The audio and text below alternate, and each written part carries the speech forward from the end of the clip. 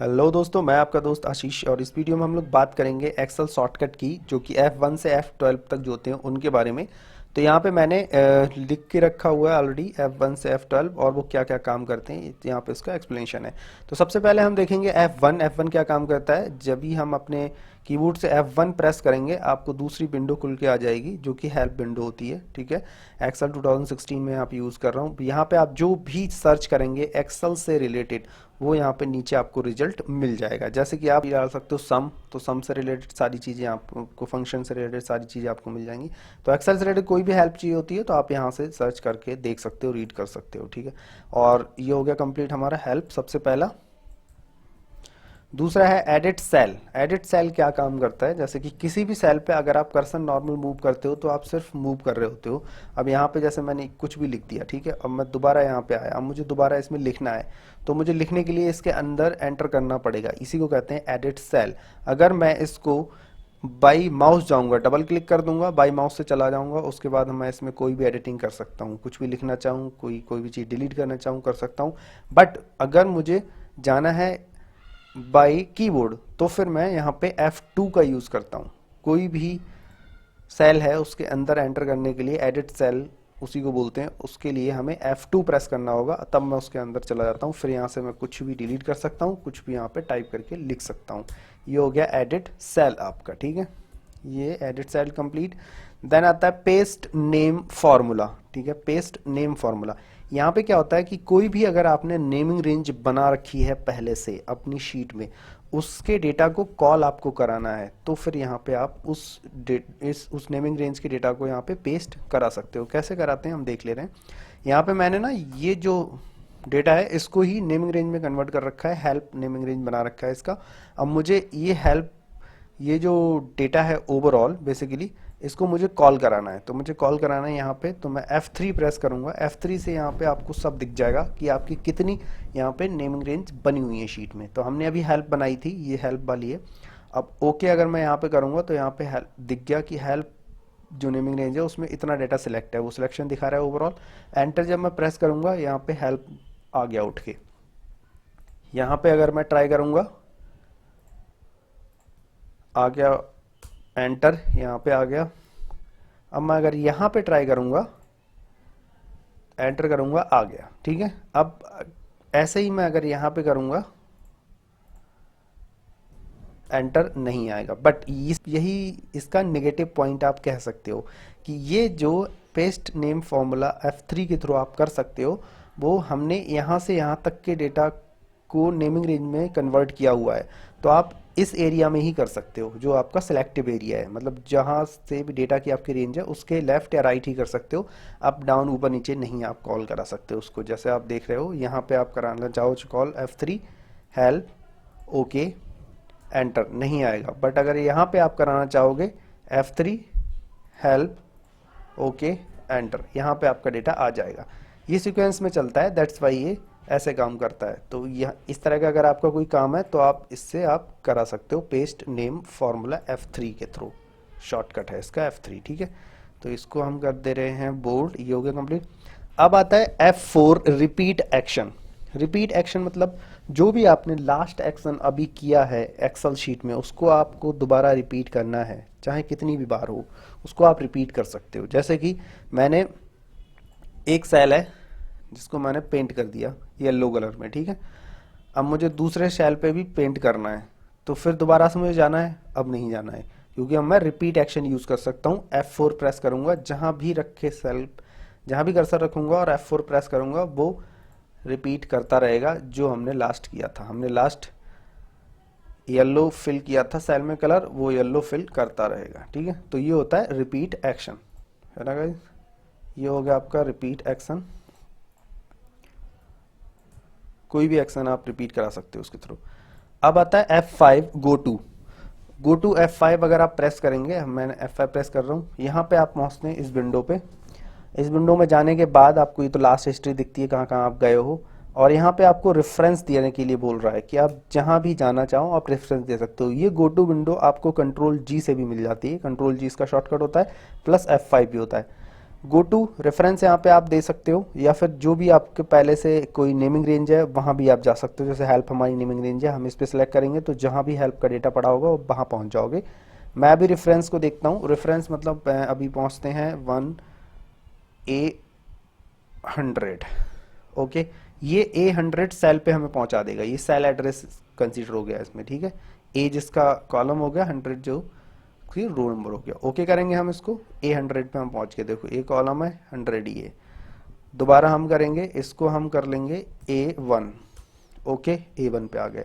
तो इस तरह से आप GoTo यूज कर सकते हो पूरी शीट में। अगर आपको कहीं भी जाना हो तो आप मैनुअल ना जाके GoTo के थ्रू आप जा सकते हो, बट आपको अगर सेल नंबर पता है तो, ठीक है, या आसपास भी आप जा सकते हो, तो उसमें काफ़ी आसानी हो जाती है। नेक्स्ट आता है नेक्स्ट पेन, ठीक है, F6 से। अब ये क्या होता है, ये दो पेन होते हैं, एक अपर पेन होता है, एक लोअर पेन होता है एक्सेल सीट का, ठीक है। तो अपर पेन पे पहुंचने के लिए और लोअर पेन जो मोड चेंज करने के लिए ये यूज करते हैं हम F6, ठीक है। जैसे अभी आप देखना यहाँ पे ये हाईलाइट हो जाएगा और ये यहाँ पे हाईलाइट हो जाएगा जैसे ही मैं F6 प्रेस करूंगा। तो मैं अभी F6 प्रेस कर रहा हूँ, देखो यहाँ पे ये हाईलाइट हो गया। अब दूसरी बार F6 प्रेस करूंगा, ऊपर ये हाईलाइट हो गया, अपर पेन पे पहुंच गया हम।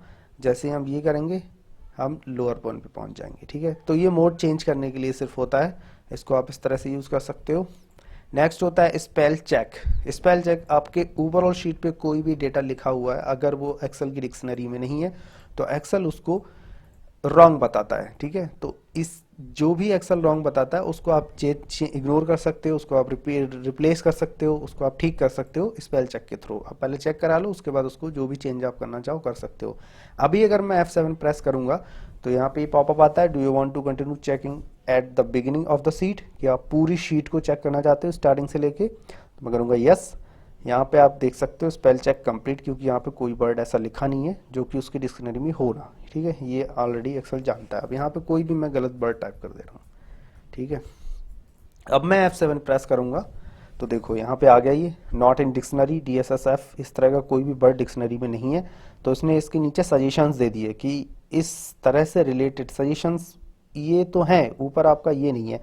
तो इस सजेशन में से आप जो भी चाहो वो सिलेक्ट कर सकते हो या फिर इग्नोर कर सकते हो।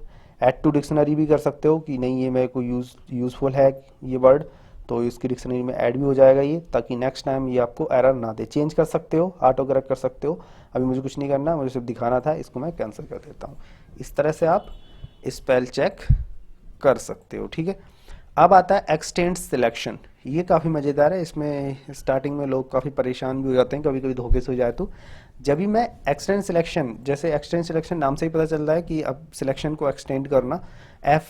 कोई भी कर्सर पे मैं अपना कोई भी सेल पे मैं अपना कर्सर अगर रखता हूँ, उसके बाद मैं F8 सेलेक्ट करता हूँ, ठीक है। उसके बाद जो एरो मूवमेंट की जो होती है लेफ्ट एंड राइट को जो हम मूव करते हैं, उसके थ्रू मैं कहीं भी मूव करता हूँ, राइट को, डाउन को।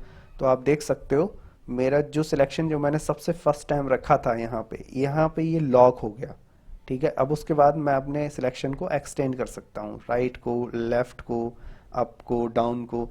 मैं अपना पूरा सिलेक्शन कर लूँगा, उसके बाद उसमें जो भी मुझे काम करना होगा, कॉपी पेस्ट जो भी करना होगा मैं करूँगा। उसके बाद दोबारा F8 प्रेस करूँगा, ये अनफ्रीज हो जाता है, ठीक है। तो ये होता है एक्सटेंड सिलेक्शन। कभी कभी क्या होता है स्टार्टिंग में जब हम एक्सेल सीख रहे होते हैं, धोखे से हमारे पास हमारे डेटा पे शीट पे F8 प्रेस हो जाता है। फिर हम उसके बाद जब कोई भी कर्सर मूवमेंट की यूज़ करते हैं, वो पता चला डेटा पूरा सिलेक्ट हो रहा है, परेशान हो जाते हैं कैसे करना है। तो अगली बार परेशान ना हो, उसको F8 प्रेस हो जाता है, F8 प्रेस करोगे दोबारा वो अनफ्रीज हो जाता है, ठीक है। तो एक्सटेंड सिलेक्शन ये इस तरह से काम करता है। नेक्स्ट आता है calculate all. Okay, calculate all को समझाने के लिए मुझे डेटा लेना पड़ेगा। यहाँ पे ये डेटा है, ठीक है। अब इस डेटा पे अगर मैं सम करना चाहूँगा, तो अगर मैं सम करूँगा तो सम का फॉर्मूला यूज़ कर लूँगा, या शॉर्टकट अल्ट और इक्वल का साइन जो होता है, अल्ट इक्वल का साइन प्रेस करूँगा, एंटर प्रेस करूँगा, ये आ गया मेरा टोटल सम, ठीक है। टोटल सम हो गया। अब मुझे ये टोटल सम में कोई भी डेटा मैंने बदला, चेंज किया, देखो तो इस सम ना अपने आप चेंज नहीं हो रहा है। क्यों नहीं हो रहा है अपने आप चेंज? क्योंकि इस सीट को मैंने मैनुअल कैलकुलेशन पे डाला हुआ है।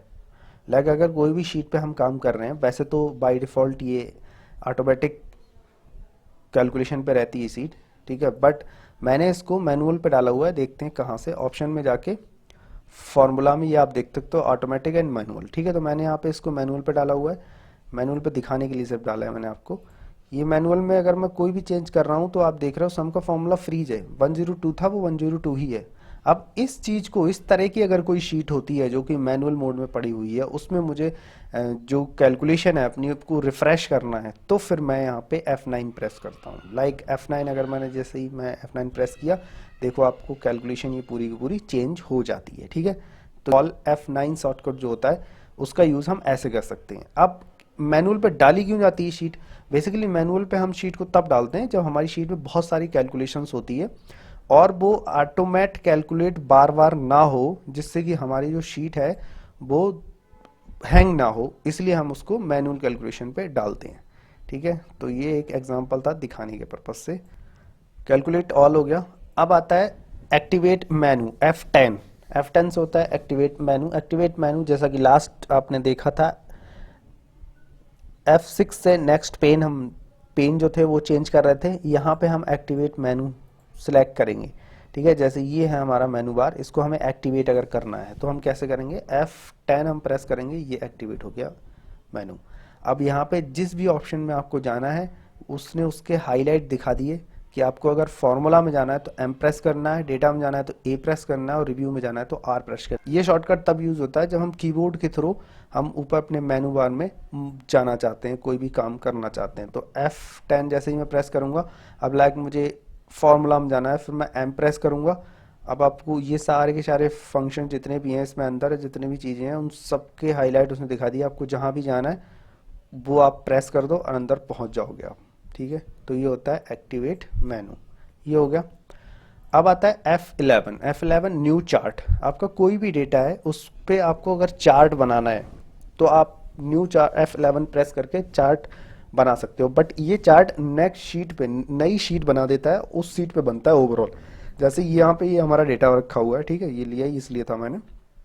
यहाँ पे मैं कहीं भी अपना कर्सर रखूंगा, उसके बाद F11 प्रेस करूंगा तो देखो आप चार्ट 4 नई शीट बन गई और ये यहाँ पे चार्ट बन के आ गया।